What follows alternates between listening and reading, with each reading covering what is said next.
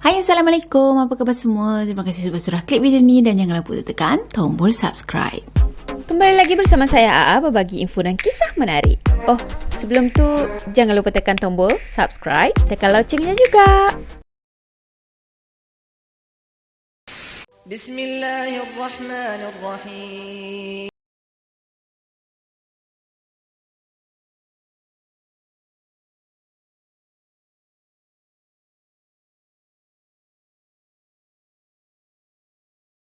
Okey, video yang lalu saya dah cerita dah tentang pengalaman seram oleh Alang, salah seorang subscriber kita. Dan tajuk yang dibagi adalah gangguan dekat asrama. Masa tu dia pernah tinggal dekat asrama dalam darjah 6 macam itu. Lepas tu macam-macam yang dah berlaku dekat asrama tu, yang dia dan juga kawan-kawan dia kena hadapi benda tu semua kan. Yelah, nak UPSR terpaksa tinggal kat asrama pula tu. Tapi itulah time kita nak periksa ni lah, time yang dia kena ganggu kan.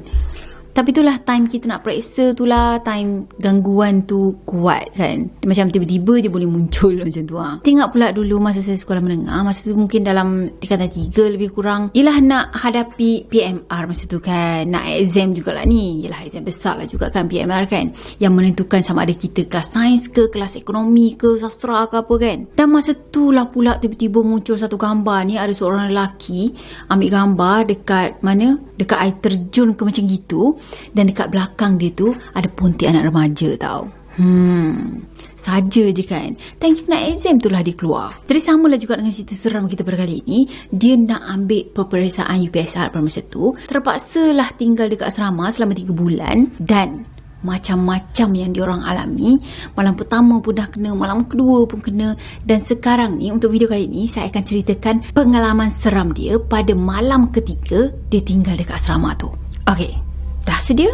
Jom kita mula. Okey, malam ketiga tu diorang semua ada aktiviti dekat Anjung Santai. Katanya memang setiap minggu ada je aktiviti yang asrama ni buat, sebab tak nak bagi penghuni asrama tu boring, ataupun nak menceriakan suasana asrama macam tu lah kan. Pada masa tu Alang ni dia duduk dalam satu kumpulan dengan Atirah, Alia, Rita, Azman, Aiman dan juga Zakwan. Pada masa tu diorang semua ni dapat tugasan untuk menghias bahagian Anjung Santai tu. Dan kumpulan yang lain pula dapat tugasan yang lain, pergi hias ataupun pergi kemas tempat-tempat yang lain lah. Masa diorang tengah buat persiapan untuk hias Anjung Santai tadi kan, tiba-tiba je ada seorang budak perempuan ni namanya Kisna. Kisna ni datang ke arah diorang ni semua tau. Jadi Kisna ni sebenarnya dia sebilik dengan Atirah, Alia dan juga Rita. Dah tu Kisna sendiri dah lama sangat tinggal dekat asrama tu. Masa Kisna dah pergi dekat arah diorang ni semua, boleh pula Kisna ni bercerita tentang benda-benda seram yang pernah berlaku dekat asrama lelaki. Kisna cerita dia suka sangat melepak dekat balkoni depan bilik dia, dekat tingkat 2 tu, bila semua pelajar asrama dah tidur. Jadi boleh bayangkan kan, pukul berapa dia pergi melepak tu. Yelah kan, orang semua dah tidur masa tu. Saya pun tak faham lah dia punya hobi tu. Pelik betul. Jadi sebab dia dekat pelajar perempuan dekat blok C, so dia lepak dekat balkoni. Malam-malam pula tu, memang biasanya dia boleh nampak apa je yang muncul dekat sekitar blok diorang ni. Dah, Kisna buka cerita.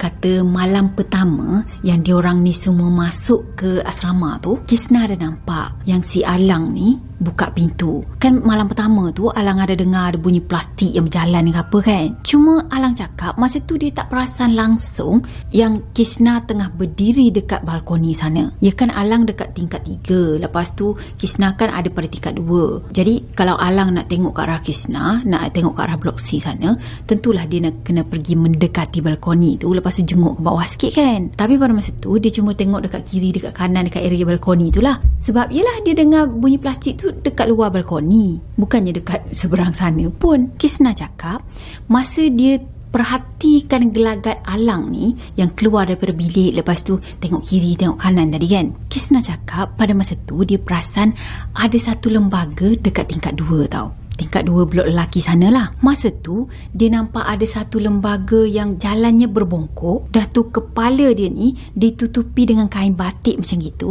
dan dia jalan bertongkat. Dia nampak lembaga tadi berlega-lega dekat kawasan blok lelaki tingkat 2. So masa dia nampak je lembaga tu, dia terus masuk ke dalam bilik dia, terus kunci pintu. Dah tu Kisna tadi cerita lagi, dulu masa dekat-dekat dengan nak maghrib, dia ada berdiri dekat balkoni yang paling hujung dekat dengan bilik air. Masa tu dia pandang ke arah satu pokok ni. Pokok tu besar sangat, dan pokok tu sendiri ada dekat kawasan belakang ampayan. Masa tu Kisna ni nampak ada seorang perempuan yang cantik berbaju kurung ada berdiri dekat bawah pokok tu, dan perempuan tu pandang ke arah dia sambil tersenyum. Dan tak lama lepas tu perempuan tu gaib, hilang macam kabus macam tu. Lepas Alang dengar je cerita macam gitu, dia terus pergi ke tempat lain sebab dia memang tak nak dengar cerita yang menakutkan macam tu. Sebab dia sendiri pun katanya penakut juga. So kalau boleh dia tak nak dengar kisah seram sepanjang dia ada kat situ. Jadi selesai je buat persiapan dekat Anjong tadi, Cikgu Nisa arahkan dia orang semua untuk balik ke bilik masing-masing. Pada malam tu ada berlaku benda misteri juga, ada berlaku benda gaib juga. Dan sebenarnya benda ni bukan berlaku pada Alang, tapi berlaku pada kawan perempuan dia yang namanya Nani, Lily dan juga Misha. Yang mana Nani ni sebenarnya dia ada satu tabiat ni tau. Dia suka sangat mandi malam dalam pukul 10 malam macam tu. Jadi nak tak nak, Lily dengan Misha ni terpaksalah temankan Nani untuk mandi. So macam-macam lah yang diorang pernah kena. Jadi esok harinya tu, masa dekat dalam kelas, masa tu mata pelajaran Cikgu Nisa. Cikgu Nisa ni kan warden asrama perempuan. Masa tu Nani ni pergi bagi tahu dengan Cikgu Nisa. Dia cakap, "Cikgu, saya nak balik lah petang ni. Saya dah tak sanggup dah nak tinggal dekat sini." Lily pun menyampuk juga tau. "Yelah cikgu, kami semua pun dah balik juga. Tak sanggup lah. Selalu kena kacau macam ni. Kalau asyik kena kacau macam ni je, macam mana kami nak fokus dengan UPSR?" Cikgu Nisa tadi pun bertegas lah kan. Yelah, dia kan diamanahkan oleh pengetua ni supaya budak-budak UPSR ni semua tinggal dekat asrama, fokus dengan UPSR. Tapi macam mana nak fokus kalau dah selalu kena ganggu? Jadi masa tu Cikgu Nisa ni cakap, "Apa yang awak cakap ni? Tiba-tiba pula nak balik rumah. Tak faham lah saya. Lagipun awak semua wajib tinggal dekat sini. Lebih kurang 3 bulan lagi kan nak UPSR." Nani tadi dengan beraninya dia menjawab tau. Dia cakap, "Macam mana cikgu nak faham? Sebab bukan cikgu pun yang kena. Cikgu tahu tak, semalam kita orang bertiga pergi ke bilik air nak mandi. Masa saya dah siap mandi, saya berdiri dekat depan cermin dengan Lily dengan Misha. Tiba-tiba je kami dengar suara perempuan tau. Suara perempuan merintih. Mula-mula tu kami tak takut, kami buat tak tahu je. Dan benda tu pun senyap kejap. Lepas tu semua pintu yang ada dekat tingkat 3 tu dihempas dengan kuat tau. Kejap terbuka, kejap tertutup, kejap terbuka, kejap tertutup. Masalahnya dekat dalam tandas tu kita orang bertiga je. Jadi siapa yang main-mainkan pintu? Jadi semua budak-budak yang dalam kelas masa tu semuanya tercengang tau. Semuanya macam terkejut. Dah tu Cikgu Nisa cuma mengangguk je lah. Yelah kan sebab sebelum ni pun pernah berlaku sesuatu juga. Dah tu Cikgu Nisa cakap, nantilah dia cuba usahakan sesuatu dengan ustaz ni supaya benda-benda macam gitu dah tak berulang lagi dah. Dalam pukul 5 petang, masa tu hujan rintik-rintik, awan pun macam mendung, gelap je kan. Dan Alang ni dia baru je keluar daripada tandas. Keluar daripada tandas tu dia nampak Nani, Zara, Lily, Misha, Alisha dan Alicia. Dia orang semua dah bawa beg, lepas tu bawa baldi masing-masing dah. Seolah-olah nak pindah keluar daripada asrama tu. Alang tadi pun tegur lah kan, "Woi Misha, korang nak pergi mana tu?" Dan Misha ni jawab, "Kita orang dah nak balik dah. Sebab dah tak tahan dah duduk sini. Okeylah, kita orang pergi dulu. Elok-elok je tinggal kat sini." Alang tadi pun, yelah. Lepas tu dia tengoklah dia orang berenam tu dah pergi dah ke arah pondok jaga sana. Lepas tu ada yang telefon, guna public phone, telefon keluarga masing-masing kan. Dan sebenarnya Alang sendiri pun teringin sangat untuk keluar daripada tempat tu. Tak nak dah stay dekat asrama. Tapi katanya ada seorang cikgu ni halang dia orang ni untuk keluar daripada asrama. Sebab cikgu tu diamanahkan oleh guru besar untuk diorang darjah 6 ni tinggal juga dekat asrama tu walau apa pun yang jadi. Tiba-tiba rasa macam, "Guru besar, jom lah tinggal dekat asrama, temankan kita orang." Macam tu kan. Dia bukan rasa pun apa yang kita rasa. Katanya diorang berenam, yang geng-geng perempuan yang lain tu kan yang nak balik tu, diorang semua berani sebab adanya Nani. Sebab Nani ni nekat nak keluar daripada asrama tu. Dah tu Nani cakap, dia tak kisah pun keputusan UPSR tu gagal ke lulus ke, janji dia dengan kawan-kawan dia ni selamat. Betul juga kan? Okey, dalam pukul 10 malam tu Cikgu Nisa panggil diorang ni semua, sama ada yang Islam, yang tak Islam, semuanya masuk ke bilik TV. Lelaki, perempuan, semuanya berkumpul dalam bilik TV tu tau. Lepas Lepas tu, Cikgu Nisa suruh Azman, Amin, Zakwan, Aiman, Amirul dan juga Ipin untuk keluar dan pergi jumpa dengan Ustaz Hafiz. Katanya lepas beberapa minit je geng-geng tadi keluar daripada bilik tu, Alang ni pun tanyalah dengan Zakwan kan, kenapa, ada apa? Dan Zakwan ni pun cakap lah, sebenarnya petang tadi Ustaz Hafiz ada minta bantuan mereka berenam untuk azan dan juga baca ayat suci Al-Quran di setiap tingkat blok perempuan. Jadi bilik TV tu kan ada dekat tingkat 1, blok C, blok perempuan kan. Semasa tu diorang berenam tadi bawa botol yang berisi air yang dah dibacakan Yasin oleh Ustaz Hafiz. Dah tu Ustaz Hafiz minta untuk diorang berenam ni pergi renjiskan air tu dekat setiap tingkat. Tak lama lepas tu diorang berenam ni pun pergilah naik daripada satu aras ke satu aras kan. Jadi yang lain-lain ni ada dekat bilik TV sana, duduk menonton TV dekat situ. Dan tiba-tiba daripada tingkat atas tu diorang ada dengar macam kaca yang pecah. Dah tu diorang dengar pintu yang dihempas berkali-kali tau. Dalam masa yang sama juga sebenarnya ada 2 orang budak perempuan ni yang baru balik daripada tandas. Dah tu diorang ni macam terkejut lah kan tengok ke arah budak perempuan tu. Budak perempuan tadi terus berlari masuk ke dalam bilik TV. Dan semua yang ada dalam bilik TV tu memang riuh rendah tau. Yelah sebab takut kan. Tiba-tiba elektrik dekat satu bangunan tu mati. Habis gelap seluruh asrama diorang tau. Masa tu mulalah ada yang menangis, ada yang menjerit dan ada jugalah suara-suara yang macam memujuk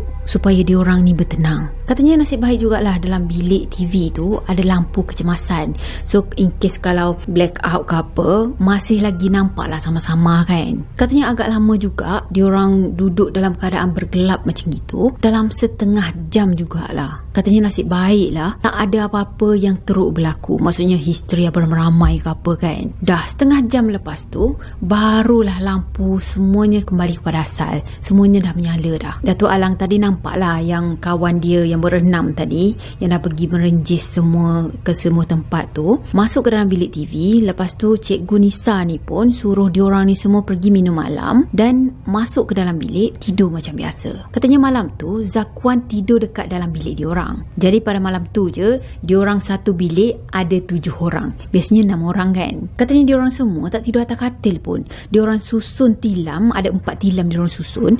Lepas tu diorang semua tidur berhimpit-himpit. Dah tu sebelum tidur kawan-kawan diorang yang Islam ni bacakan Yasin, lepas tu bacakan ayat kursi sebelum diorang ni semua tidur lah. Dan Alang yang bukan Islam, dia cakap dia rasa macam selamat bila ada dengan kawan dia tu. Tapi malam tu dalam pukul 12 malam macam gitu dia terjaga tau. Alang ni terjaga. Masa dia terjaga tu lagi sekali dia dengar bunyi orang berjalan pakai plastik, bunyi yang sama yang dia dengar pada malam pertama dia tidur situ. Katanya kali ni dia dengar dekat kaki 5 yang tak ada tembok. Mungkin balkoni yang dekat sebelah belakang lah. Kalau saya bayangkan, kalau biasanya kalau asrama ni dia yang dekat sebelah depan tu kan pintu kita kan. Jadi dekat pintu dom tu biasanya akan ada balkoni macam itu kan. Dan dekat belah belakangnya pula hanya ada balkoni tanpa penghadang tu. Mungkin dia dengar dekat sebelah belakang ni tu lah. Cuma dia cakap sebab dia rasa mengantuk sangat, lepas tu dia penat, jadi dia tak pedulikan semua bunyi tu. Katanya sejak bilik tu, asrama tu dah dibersihkan, dah direnjis dengan Yasin semua tadi, buat doa selamat semua kan. Diorang ni semua dah kurang dah dapat gangguan. Bukannya tak ada langsung, ada,